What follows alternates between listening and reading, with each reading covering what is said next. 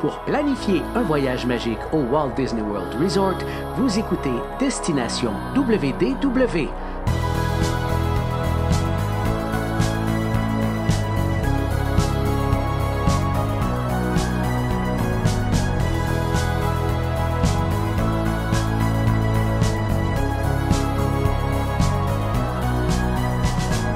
Et voici votre animateur et ami personnel de Mickey, Jean-Philippe Paré.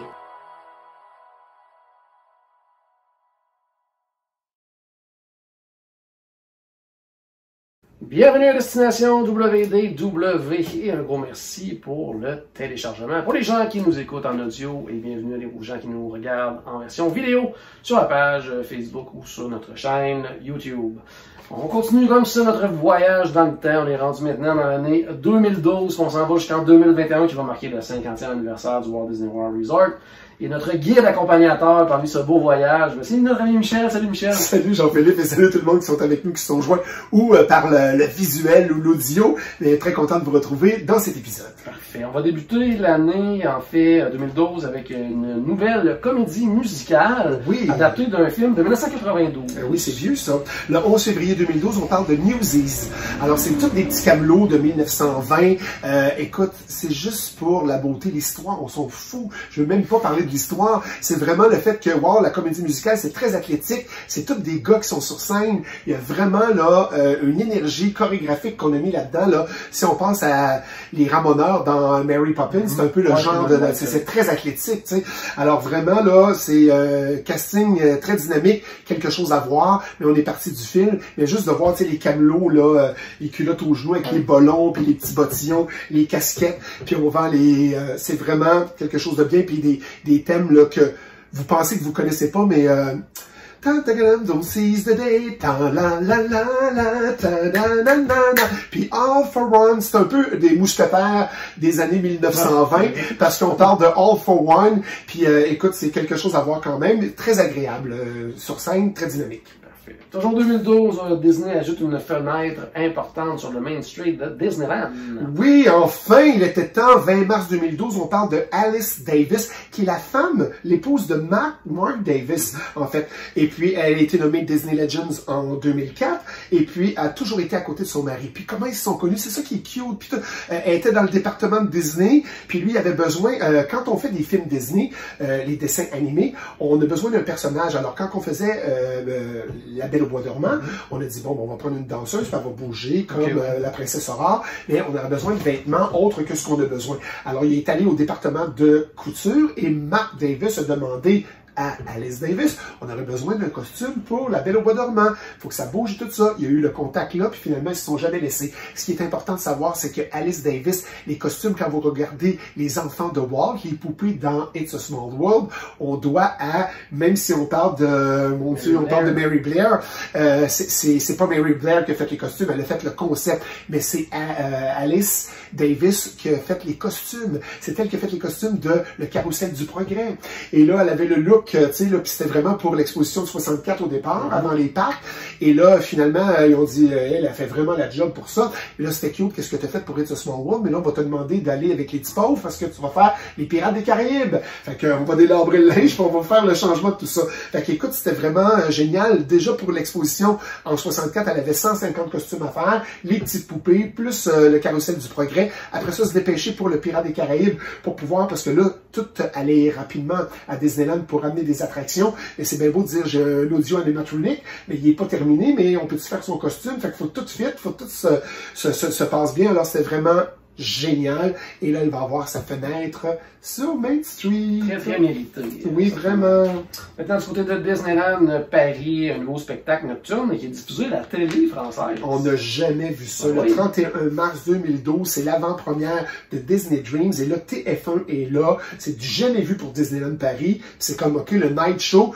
vous ne voulez pas venir, mais on va vous inviter, puis on va vous inciter à venir. Donc, vous allez écouter ça à la télé. C'était spécial comment c'était fait, mais il y a eu quand même une bonne cote d'écoute. Ça a amené des gens au parc comme c'était prévu. On n'avait jamais fait ça. Alors, Disney Dreams, écoute, là, bijou pour Disneyland Paris, parce que c'est vraiment, c'est Peter Pan qui est le fil conducteur. Il court après son ombre, puis tout le long du show, il essaye de récupérer son ombre avec Wendy. On a le mélange en anglais et en français. Alors lui, s'il parle en anglais, Wendy il répond en français, ou vice-versa. Et puis là, on peut suivre l'histoire, qu'on parle français ou anglais. On est vraiment dans l'action et on suit tout ça. Alors, écoute, c'est sous la direction de Steve Davison, qui toutes les magistrales parades et spectacles de Disney, accompagné de Kathy Harris. Et ça, c'est mes deux amours à Disneyland Paris, mais Steve Davison dans tous les parcs Disney à travers le monde, mais Kathy Harris seulement à Disneyland Paris. Alors, quel beau spectacle qui est encore en action, qui a eu des scènes ajoutées, modifiées. Et c'est un beau spectacle mapping sur le château avec feu d'artifice et jet d'eau. C'est magistral. Parfait. On tourne en Floride maintenant parce que ça va être maintenant l'ouverture. On avait parlé de l'annonce, mais là c'est l'ouverture de Disney's Art of Animation. On va y aller par section. C'est le 31 mai 2012 et là on va commencer par la section du monde de Nemo. Après on va ouvrir Cars. Après on va aller au Roi Lion et après on va aller sur la Petite Sirène. On n'a pas ouvert tous les secteurs en même temps. Pour être honnête, parce que moi je suis un gars de Portal Lane et quand j'ai mes missions, je demeure aussi au Portal Lane et quand je suis un guest, je retourne au Portal Lane, au French Quarter. Alors tu peux nous expliquer un peu Art of Animation? C'est quelque chose, c'est comme Pop Century populaire pour les familles, c'est un best value? Ben, c'est un value, c'est le plus cher des values par contre, Okay. Parce que la majorité des chambres qui se trouvent là-bas vont être des suites familiales. Donc avec une chambre fermée, une section... Il n'y a pas de chambre standard du tout. Il y a des chambres standards, mais c'est seulement la section Petite Sirène. Donc la Petite Sirène, c'est des chambres standards, mais Roi Lion, Cars et Nemo vont être des suites familiales, donc l'équivalent de pratiquement 2 chambres, avec une chambre plus fermée comme pour les parents, section salon, cuisine, avec des... Ok, ils peuvent se faire à manger, là. Ben, disons que tu fais pas... Ton épicerie au magasin, il y a un petit lavabo micro-ondes, c'est pas mal ça. Okay. Mais bien pratique quand même, parce qu'il y a quand même de l'espace. C'est un hôtel qui est très très beau aussi. Une belle piscine également, la piscine principale de Nemo qui est fantastique avec, on entend la musique sous l'eau, tout ça, donc c'est assez poussé, donc magnifique. Très bel hôtel, puis allez, même pour les gens qui séjournent au Pop Century, allez au moins traverser le petit pont, aller faire un tour. C'est accessible, on peut se traverser. Oui, il y a un pont qui fait le on connaissait le pont, là, parce qu'on regardait les remèdes de l'autre côté. Après ça, donc il y a le petit pont, mais maintenant, en fait, en plein milieu du pont, il y a la station du Skyliner qui est là depuis maintenant... quelques mois. Donc, on peut tout simplement marcher et aller visiter au pire l'Art of Animation si on séjourne au Pop Century. OK. Oh oui, c'est à moi. C'est moi qui pose des questions aussi dans ce podcast. Donc, toujours dans les parcs américains, Michel, on s'en va du côté de la Californie. On a parlé un petit peu, mais là, il y a vraiment un nouveau land qui va accueillir des visiteurs, puis tout un land. Oui, 15 juin 2012, après 5 années de travaux, 1 milliard de dollars de rénovation, on va ouvrir 2 places. On va ouvrir le Buena Vista Street. C'est toute l'entrée du parc qui a été transformée avec un mini-hub qu'on a fait, là, tu sais, avec, il y a Cars Land aussi, mais je vais revenir sur Buena Vista, je reparlerai de Cars tantôt. Alors, c'est vraiment le look Hollywood quand Walt est arrivé à Hollywood avec son 40 $, a suitcase and a dream. Et puis, qu'est-ce qu'il a fait là-bas? On a fait un mini-hub, mais au lieu, quand on rentre, puis c'est le château qu'on a, c'est le Curtis Theatre qui est là où il y a eu la première de Snow White. Et là, on arrive et là, on a le boulevard et tout ça. Je pense que c'était mieux adapté, c'était mieux fait. Et là, il y a des petits bijoux là, de spectacles qui se passent dans la rue, beaucoup d'animation, le Red Trolley Show, il y a des chanteurs qui se promènent avec un kart, il y a que des bijoux qui sont autour de là et c'est vraiment bien fait. Alors, c'est ça, nouveau Carrefour et mini-hub, j'adore le Buena Vista Street. Parfait. Bon, on va parler justement de Cars Land parce que pour les invités, c'est considéré en fait comme un des lands les plus réussis par Disney. Oh, je suis tout à fait d'accord. On a parlé dans un autre épisode qu'on n'était pas très Cars dans la bannière Cars, mais le land, Cars Land, moi j'en reviens pas à chaque fois. La route 66, on est là, on suit, ils ont reproduit Radiator Spring le plus fidèlement possible. Un de mes restaurants préférés qui est le Flo's Café à droite. Club Sandwich, c'est bon. La musique des années 50, puis tu manges, tu as le goût d'en manger 40 Club Sandwich. En tout cas, puis le Coney Cone Hotel à côté, le Cozy Cone, et puis l'attraction, écoute, il y a une petite attraction à côté, mais juste embarquer dans les voitures, puis on est en dedans, mini ride, dark ride, on embarque dans la course, et là, moi, même si je suis pas Cars Land, quand j'ai vu le film, je me rappelle de la musique quand on a vu La Fontaine, pas La Fontaine, mais les chutes, et il y a le même punch musical, quand on traverse l'autre côté, il y a le punch de musique en même temps qu'on voit la chute, comme dans le film. Moi, j'étais comme, oh mon Dieu, j'en revenais rien pas, c'était comme, mais quel land! Et tout est serré, petit, parce qu'on sait qu'est-ce qu'il y a autour de Disneyland. Et on peut pas croire qu'ils ont fait un grand canyon qui a l'air immense, le trompe-l'œil est à couper le souffle. Alors, pour ça, là, je me dis, wow, ça se peut rien pas, là, c'est comme un travail d'Imagineering, c'est vraiment génial. Je peux pas dire autre chose, c'est quelque chose d'avoir live, mais aussi ça de jour, complètement différent le soir, à voir aussi. Fait que promenez-vous, écoutez la musique, amusez-vous, c'est un land, moi aussi, pour pas dire un des meilleurs lands, le meilleur land, dans la conclusion et tout l'amalgame de tout, là, c'est quelque chose d'extraordinaire. Très, très, très réussi. Faire un tour maintenant du côté cinéma avec une nouvelle princesse qui fait son entrée dans l'univers Disney avec le film Rebelle. Oui, le 22 juin 2012, on parle de Mérida, la légende de Mérida. Alors, c'est quelque chose de génial parce que c'est la première princesse qui défie ses parents. C'est la première princesse qui dit non, je ne veux pas me marier et non, je ne me marierai pas. Et là, il y a un concours, il y a un gros tournoi avec tous les Vikings qui viennent parce que là, on veut défendre sa place pour pouvoir épouser Mérida. Mais là, Mérida n'est pas de bonne humeur du tout. Alors, elle se révolte, puis elle demande à une sorcière, tu peux-tu faire quelque chose parce que là, je veux changer ma mère, mais là, finalement, non seulement elle l'a changé, elle est devenue l'ours que tout le monde veut attaquer et attraper. Et finalement, si avant le lever du soleil, il s'est pas passé quelque chose, et elle a 3 frères, c'est 3 pestes, 3 frères que je ne voulais pas avoir. Personne ne veut les avoir, mais 3 triquets. Alors, il y a des choses savoureuses dans ce film-là. La trame sonore est vraiment belle, Touch the Sky, c'est vraiment la liberté. Alors, la jeunesse, ce que j'aime, que ce soit une fille ou un garçon, de dire, moi, c'est ça que je veux faire, et ma liberté, c'est de me promener dans le bois, ma liberté, c'est d'être sous l'eau, ma liberté, c'est... Alors, défendre ses droits et sa liberté, c'est quelque chose qu'il y a en arrière de cette histoire-là, et c'est vraiment bien fait, mais juste la trame sonore et les musiques, Touch the Sky, est vraiment génial. C'est la première princesse Pixar aussi, je pense. Oui, tu as tout à fait raison. Ouais. Et puis, étant donné que ça se passe en Écosse, parce qu'on essaie toujours d'avoir une princesse dans tous les pays et les continents, et là, c'était la première princesse écossaise qui arrivait. Alors, il y a un festival de films à Édimbourg, en Écosse, et le président a décidé que non, on va prendre Mérida, puis ça va être le film de clôture du festival en Écosse. Alors, en 2012, ça a clôturé le festival et ça a remporté plein de prix et trame sonore vraiment géniale. On va rester en Europe, on va aller du côté du Disney Village à Disneyland Paris, en fait une nouveauté très attendue. Oui, le 12 juillet, en fait, on a notre World of Disney. Alors, parce que en fait, à Disney Village, il y a un Disney Store, mais on est plus éloigné. Alors, visuellement, là, ceux qui font juste écouter, vous verrez pas, mais je veux dire, on a nos 2 parcs, puis dans le milieu, on a notre parc... notre Disney Village. Alors, ce qu'on a fait, étant donné qu'il était plus en longueur, on a dit vraiment à la pointe entre les 2 parcs, on va construire le World of Disney là. Quelle magie! Les gens sortent des parcs à la fin de la soirée, 1 heure après la fermeture, parce qu'ils ont déjà fait du shopping là, mais quand ils vont sortir, nous, on va être encore ouvert jusqu'à minuit, jusqu'à 1 heure, jusqu'à 2 heures, on va pouvoir continuer le magasinage. Et écoute, ils ont fait ça à l'intérieur, c'est circulaire, c'est super haut, c'est moderne, c'est bien fait, et on a vu la construction, parce que tout le temps qu'on construisait ça, tout le monde qui allait dans les parcs, on voyait la construction de World of Disney qui était là, mais tu n'avais pas besoin d'aller à Disney Village. Alors, on avait notre Disney Village, les cinémas étaient là, et la pointe de Disney Village qui arrive à l'intersection des 2 parcs était World of Disney. Quelle belle stratégie pour une fin de journée. Ça a été une réussite sur toute la ligne et c'est vraiment de chic et de bon goût, mais tous les prix abordables sont là. Alors, tu n'as pas besoin d'aller dans une petite boutique. C'était le nouveau World of Disney parce que le Disney Store, en fait, parce que là, ça devenait un peu désuet puis ça manquait de place. C'est vraiment une belle réussite. Parfait. Hey, on retourne en Floride au Magic Kingdom. Changement majeur dans les traditions Disney, scandale chez les puristes. Oh mon Dieu, oh mon Dieu!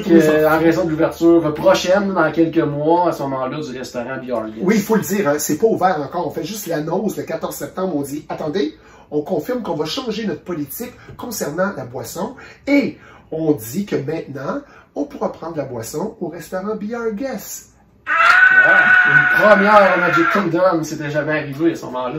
Et là, est-ce que, au-delà de ça, là, que ce soit ouvert ou pas ouvert, est-ce que ça a fait que ça a changé la philosophie concernant l'alcool dans les autres restaurants dans le Magic Kingdom ou c'est vraiment à ce moment-là, au départ, il y avait seulement Beer Guest. Ensuite de ça, on a racheté à quelques endroits, mais c'était à ce moment-là, ça avait été un peu controversé justement chez les fans de Disney, les puristes. Ils disaient Walt, il ne voulait pas avoir dans son Magic Kingdom, que ce soit Disneyland ou un parc de type Magic Kingdom, il ne devait pas avoir de boissons alcoolisées. Mais moi, je fais partie de ces gens-là parce que on dit pas que sur le resort de Disney, on n'a pas le droit de prendre de boissons parce que tu vas à Epcot, tu peux prendre de boissons, tu vas les autres personnes. Exact. Là, on disait que c'était la place des enfants, puis la famille va là.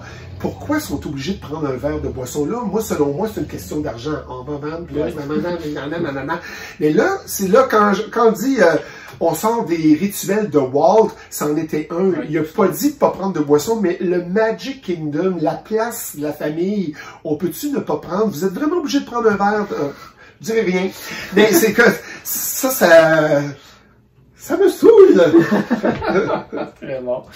Ensuite de ça, Disney, toujours en 2012, installe un studio permanent à Londres. Il s'agit de quoi exactement? C'est quoi la fonction, l'utilité de ce studio-là? En fait, c'est le 16 octobre. Les studios, dans toutes les grandes villes, il y a c'est comme on parle Disney Canada. C'est à Toronto, c'est là, on parlait. Il y en a eu à un moment donné, on était à Montréal. J'ai fait partie de Disney Canada à Montréal. Mais pour travailler les films, si je veux faire la transition des films, la publicité des films, on a toute notre Playhouse Disney, on a toute notre Disney Channel, alors la version UK, la version Paris. Alors, il faut une maison Disney. Écoute, ça fait déjà 30 ans qu'on est là parce que il y avait déjà une place à Londres où il y avait les studios Disney. Et là, ils en ont fait une autre place pour pouvoir s'occuper de tout ça. Et moi, je dois dire que quand j'ai commencé l'émission Disney, je capotais parce que moi, j'étais à Paris. Puis là, on me dit, oh, tu vas prendre l'Eurostar et nous avons un meeting à Londres. Ah, moi, je m'en vais à Londres. Et écoute, c'est vraiment le CAA là-bas, le Club for Act and Actor. Donc, on avait des ateliers pour le théâtre là-bas. Le Roi Lion était à Londres. Alors, tout ça est en même temps. Et Paul, je m'excuse le nom de famille, mais Ostis, en tout cas, c'est Paul, on s'appelle juste par nos prénoms. Lui, c'est lui qui a comme confirmé ou qui a comme pas mandaté, mais OK, j'approuve ça, j'approuve le travail de Michel. Fait que c'est comme quand je reçois OK, il a passé tous ses tests, il a fait ses affaires et tout ça, que je fais mon acting, puis que finalement je passe ça, puis que mon travail est approuvé par Paul. Et là, je reprends l'Eurostar et je me rappelle un matin, je prenais l'Eurostar et j'avais un meeting à 14h à Disneyland Paris. Et là, j'ai mon meeting, j'ai vu Paul ce matin, j'ai fait ci, je fais ça. Je me sentais tellement une vedette internationale. C'est comme, oui, j'ai un meeting, là, je suis resté là 2-3 jours. Tu reviens à Paris, puis tout, écoute, merci Disney pour la magie, merci. Des fois, je suis choqué, mais quand je suis heureux. Mais c'est ça. Dans toutes les grandes villes, il y a... on parle de Disney Canada, ça va vous parler, là, parce que Charles t'es allé, je crois. Alors, c'est toutes des places où c'est important pour transiger, puis faire pas la manipulation, mais les transitions pour les films, la pub et les Disney Channel. Maintenant, on retourne encore une fois dans la Floride, Magic Kingdom. Là, c'est vrai. Voici le land tant attendu, le New Fantasyland, ouvre ses portes aux guests au Magic Kingdom en Floride. Le 6 décembre. Mais là, on a pas mal tout. Mais moi, je pensais que tout avait ouvert en même temps. Mais Jean-Philippe me rappelle que non, je crois que le train de la mine... non, il n'avait pas ouvert à ce moment-là, effectivement. Non, puis il y avait des choses qui avaient ouvert de façon... progressive. De mémoire, tu parlais du 6 décembre, ça devait être comme la cérémonie d'ouverture, tout ça, mais il avait ouvert tranquillement pas vite dans les semaines avant ça. Parce que je me souviens, moi, c'était la première fois que j'allais à un party d'Halloween. On était très proche vers la fin octobre. Puis, donc, on avait payé pour aller au party d'Halloween. Et ce soir-là, comme par magie, j'avais décidé de faire un petit opening, un petit preview du New Fantasyland. Fait que j'ai à peu près rien vu du party d'Halloween parce que c'était comme, OK, là, New Fantasyland est ouvert. Tu veux voir fait que là, on s'en va voir, on s'en va visiter le BR Guest, on s'en va faire l'attraction. Vous aviez accès aux attractions? Ben oui, de ce qu'il y avait dans le fond, là, on allait faire la petite sirène, on allait voir les princes. On avait comme tout fait ce qui était disponible. Puis j'avais comme payé mon party d'Halloween pour aller faire le New Fantasyland au final. Donc, on était comme dans les premiers... si je me souviens bien, je pense que c'était la deuxième journée que je faisais des tests comme ça. On était pas même dans les premiers à voir cette nouvelle section-là. On était... C'était incroyable. Wow, c'est super fun, ça. C'était le fun. Puis t'as été invité aussi, je pense, pour le train des 7 nains, là. Oui, c'est ça, avec Charles, on avait été invité après. Charles avait, de mémoire, avait été invité à l'ouverture de New Fantasyland au complet, alors qu'on avait vu le dragon voler dans le ciel. Je sais pas si tu te souviens de ça, on n'a jamais revu ce dragon-là par la suite, malheureusement. Mais c'est ça, ensuite de ça, là, quelques mois plus tard, ou je ne sais pas de la date exacte, quand il avait ouvert la mine des 7 nains, là, on avait été invité aussi, là, cette ouverture-là, qu'on avait pu faire la mine en primeur, ensuite de ça, il avait installé des tables partout autour, justement, de la mine des 7 nains, tout ça, puis on en avait de la nourriture préparée par le VR Guest, tout ça, un peu partout dans le land, on pouvait prendre une bouchée, faire l'attraction.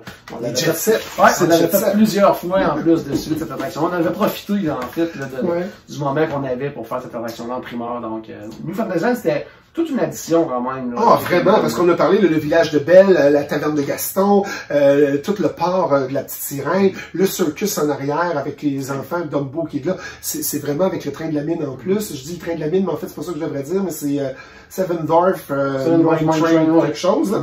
Mais ce que je veux compléter avec ça, c'est quand même un budget de 425 millions de dollars US. C'est Bob Iger qui nous a dit le prix. C'est comme ça a coûté ça, ça a coûté ça. Puis tu sais, on parlait des petits spectacles 75 millions pour World of Color. Puis c'est beaucoup d'argent. Alors, tu sais, des fois, on dit, bon, ça vaut-tu le prix, puis ça me coûte cher, tout. Il y a vraiment beaucoup d'investissement qui est fait pour rehausser tout ça. Mais quelle belle magie d'avoir ajouté ça, là. Écoute, c'est un atout incroyable, là. Tout à fait.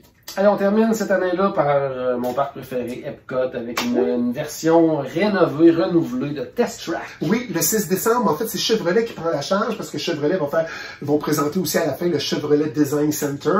On veut looker ça un peu à la Tron, l'héritage de Tron. Et puis, je pense que c'est mieux. Moi, j'aime mieux cette version-là que l'ancienne. T'aimes-tu mieux l'ancienne? Moi, j'aime mieux le pre-show actuel. Moi, j'aime mieux l'ancienne version de Test Track avec vraiment les tests qu'on faisait, tout ça à l'intérieur. Moi, je préférais l'ancienne version. On dirait que je m'en rappelais plus. Je m'en rappelais plus de l'ancienne version. Mais oui, mais tu sais, c'était plus archaïque, genre on était dans un garage. Ouais, ça semblait ça. Mais tu sais, je trouve ça intéressant comment c'est fait pareil, mais en tout cas, moi, j'ai jamais même fait, tu sais, les gens, ils font leur design de c'est ça. Moi, ce bout-là, je l'aime dans cette version-là. Mais je préférais l'ancienne version là, avec les tests et tout ça. Là. Il y a encore des tests actuellement, là, mais c'est pas exactement les mêmes. Tout ça. Par contre, le côté d'être maintenant dans l'obscurité, ça ajoute quand même un petit quelque chose là, avec les lumières, comme tu le disais, l'éclairage un peu à la Tron. Exactement. Mais c'était bien. Alors c'est ça, j'espère que la magie tourbillonne autour de vous pour jusqu'à la prochaine épisode. Faut pas manquer les prochaines. Faut que vous soyez là avec nous parce qu'il y a plein de choses qui vont se passer encore jusqu'à la fin. Il en reste pas beaucoup. Merci encore. Merci à toi, Michel, donc à la maison. J'espère qu'on a acheté un petit peu de magie dans votre journée. N'oubliez pas, bien sûr, que tout a commencé par une souris. Et on se reparle très bientôt. Bye bye!